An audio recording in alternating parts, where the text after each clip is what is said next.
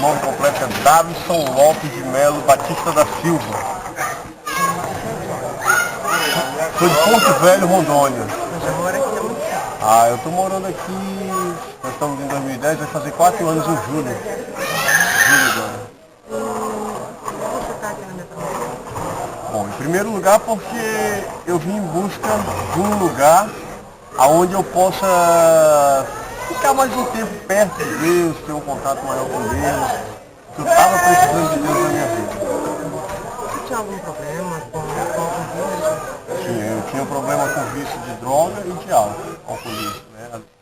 Droga, no caso, a maconha e recentemente esse mal terrível aí que o inimigo está lançando aí, que é o crack. Já chegando a esse ponto?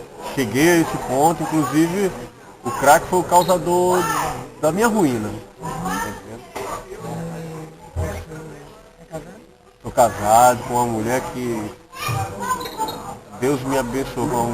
Não é uma mulher, é uma esposa, é uma amiga, é uma super mãe, que é de melhor na minha vida. Tem 2 filhos também que, se não fosse eles também, acho que eu não estaria aqui não, por eles. Meus filhos, a minha menina tem 13 e meu menino fez 17 anos recentemente agora. Já está numa fase que precisa, depende muito de você estar bem para poder ter uma estrutura para estruturar a sua família, né? Com certeza, com certeza. Inclusive, eu sinto dentro de mim, incrível. Eles precisam de mim, né, como pai, né? Mas eu sinto a necessidade de ser pai, porque, veja bem, são 20 anos que eu tenho de convivência com essa mulher. Meu filho tem 17 anos, eu praticamente fiquei ausente da vida do meu filho, da minha filha também, né? Quase que a vida deles toda. Poucos momentos juntos, mais fora, mais no meio das drogas. Né? Se você não deixasse as drogas, mesmo com esses anos, quantos anos você usou drogas? A soma total?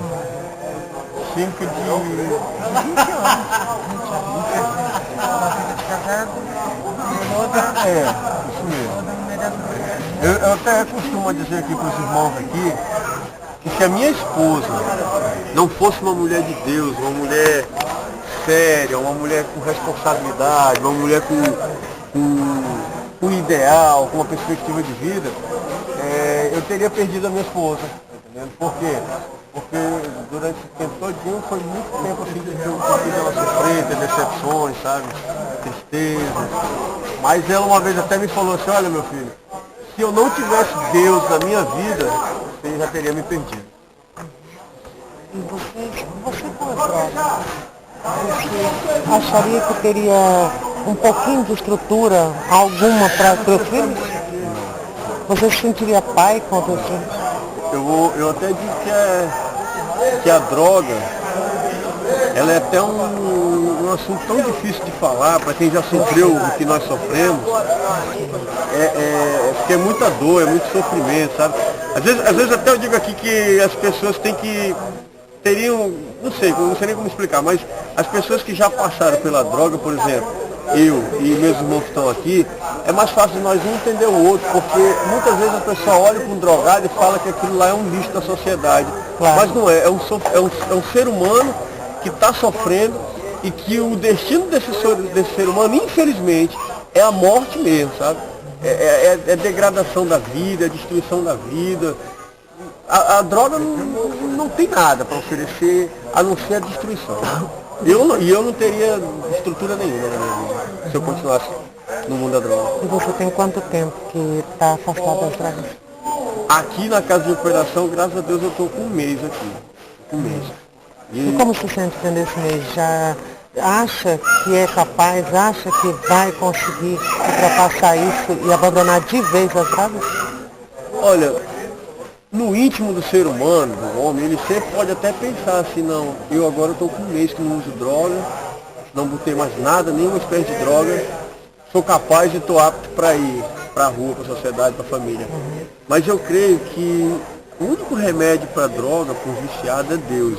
E eu creio que a pessoa precisa de um tempo maior para estar com Deus. Então eu acho que no momento eu não ainda estou apto Não que eu sinta vontade de fumar, porque eu não ando sentindo vontade nenhuma, graças a Deus, mas eu preciso ter mais um tempo aqui na casa, ficar mais um tempo, sabe? Firmar meus pensamentos em Deus, firmar minha vida em Deus, firmar todo o meu ser em Deus para eu poder sair. É lógico que ninguém vai viver numa casa de recuperação mais da vida, nós temos família, né? Mas eu creio que eu ainda preciso ficar mais um tempo aí, deixar Deus trabalhar na minha vida. Quer dizer, você ainda não tem força e não se sente capaz ainda de estar lá fora ainda, não é verdade? Na verdade, no fundo é isso. Certo. No fundo é isso. Na verdade é isso, porque é muito pouco tempo, 1 mês, 2 meses, 3 meses, 4 meses, eu ainda acho que é muito pouco. A casa aqui, por exemplo, o projeto da casa aqui, o plano da casa aqui para as pessoas que estão internas aqui é 9 meses a 1 ano, né? Então eu acredito que uma pessoa como eu, que teve 20 anos nessa vida, o mínimo que ela poderia fazer era passar os 9 meses aqui. Tá entendendo? Os 9 meses. E você acha que depois dos 9 meses ainda correria o risco? Aí é o seguinte, no meu caso, agora No teu caso, falando somente de mim, só de você. eu correria o risco de cair de novo nas drogas? Sim. Uma vez, eu posso explicar para a senhora que uma vez um pastor falou para mim que o homem que teve convívio com droga, ele nunca pode ser autossuficiente demais, tá entendendo? Claro. Ele tem que sempre temer, tá entendendo? Porque o medo às vezes faz a gente evitar de passar em certos lugares, em certas situações, né? Se envolver em certas coisas.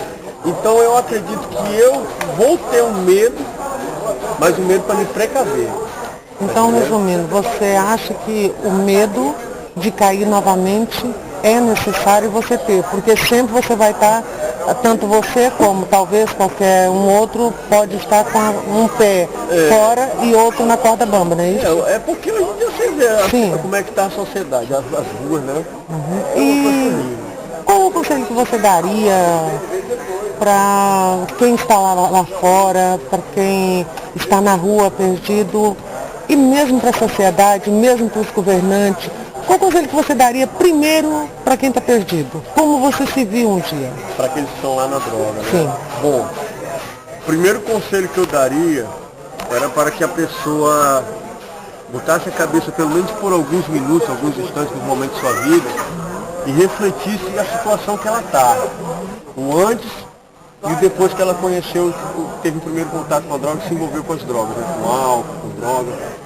Porque com certeza as pessoas vão ver a vida que elas tinham, uma vida boa, uma vida digna e a vida destruída que está tendo agora. Né? O primeiro conselho seria esse, né, para a pessoa que está lá, que ela refletisse o momento que ela está vivendo, o momento anterior. O segundo conselho que eu daria para ela é que ela deixasse, desculpa a expressão, que ela deixasse de ser egoísta, né, e não pensar só nela, porque além de ela sofrer, além de ela se destruir, pessoas ao redor que amam ela sofrem demais, sabe? E a gente se torna egoísta, porque às vezes a gente quer até demais das pessoas que nos amam. Terceiro conselho, eu acho que o mais importante seria buscar rapidamente a solução para Deus. Eu acredito muito em Deus, eu acredito na palavra de Deus totalmente, porque uma vez um cientista falou que o drogado passa anos e anos com a droga, com a química no sangue, no organismo, mas Deus é capaz de libertar o homem em questão de minutos, de segundos, para ele nunca mais botar nenhum tipo de droga na boca. Às vezes ele precisa de um tratamento mais prolongado, como é o nosso caso aqui, né? Mas eu acredito que se a pessoa buscar a Deus, ela com firmeza, com verdade, dizer assim, agora eu quero, porque tudo depende do querer da pessoa também. Se ela não quiser, não adianta. Aí não é ela, vai se internar 1000 vezes e não vai ter solução. Agora, se ela quiser e buscar a Deus, ela vai sair, tomar uma atitude, uma posição, dizer assim, ó, chega de ser o lixo, a escória da sociedade, o que não presta, o resto, e virar um ser humano como de fato ela é. Quero te fazer uma pergunta muito, talvez é até um bocadinho mal da minha parte, mas qual é o motivo de alguém cair na droga? Qual é o motivo de começar a fumar a droga, e qual é a sensação? Olha, essa pergunta é até boa, porque tem muita gente que pergunta, mas às vezes a pessoa não consegue explicar. Eu já dei até palestras sobre isso, para pessoas que usavam drogas e para as famílias que estavam perto. São vários motivos, né? são vários caminhos que levam a pessoa a usar a droga. Por exemplo, primeiro, por pura curiosidade. Tem gente que diz assim, ó, que ninguém coloca uma arma na cabeça de uma pessoa e fala assim, tá, fuma aí, usa essa droga, você está sendo obrigado. Claro. Mas as influências, as amizades ajuda, tá entendendo? Por isso que a gente tem que, a própria Barra de Deus diz, ensina teu filho onde o caminho que deve andar para que na frente ele não se desvie. Ou seja, o que a Barra de Deus quer dizer? Os pais, as mães, tem que estar de olho nos filhos 25, o dia tem 24 horas, Curioso. Os pais e as mães tem que estar 25 horas por dia de olho nos filhos, porque às vezes o filho do lado que você vê tão bonzinho, voz tão mansa, bem vestido, sabe, aquele todo bem arrumadinho, é um traficante. Então, resumindo, é um vendedor de droga, é um viciado que vai influenciar um jovem aí. Além da curiosidade, deixa eu terminar aqui. O outro fator que influencia muito a pessoa, além da curiosidade, além das más companhias também, é a falta de estrutura familiar. Tá entendendo? Às vezes o pai, ó, eu por exemplo, eu sou um pai que graças a Deus tenho uma esposa que levou meus filhos para o caminho de Deus. Porque se meus filhos fossem se espelhar em mim, misericórdia. Então quer dizer, o começo das drogas na sua vida, no caso, ou na vida de qualquer um, acaba sendo um pouquinho de falha da família, dos pais, em princípio, dos pais quando vocês eram jovens. Ficou alguma coisa falhada? Eu acredito que sim. É isso? Liberar demais, sabe? Certo. Então qual seria o conselho que você daria para os pais de hoje, assim como você é pai, que seus filhos estão pequenos, que você gostaria de ser, e qual conselho que você daria para os pais para evitar os seus filhos caírem ali? Olha, o conselho que eu Pelo menos daria tentar, né? para o pai, para uma mãe, primeiramente, que ele não fosse muito marcador em cima, lógico, né? Para não criar um problema com o filho. Mas que ele tivesse sempre ali de olho nas companhias, procurasse saber quem são os amigos, que lugar que o filho frequenta, e conversar muito, bater não adianta, espancar, dar castigo não adianta, porque vai ser pior a revolta. O bom é ser amigo. Olha, eu aconselho até o seguinte, antes do filho começar a descobrir pelo mundo, que o pai apresente assim o que é realmente bom. Tá entendendo?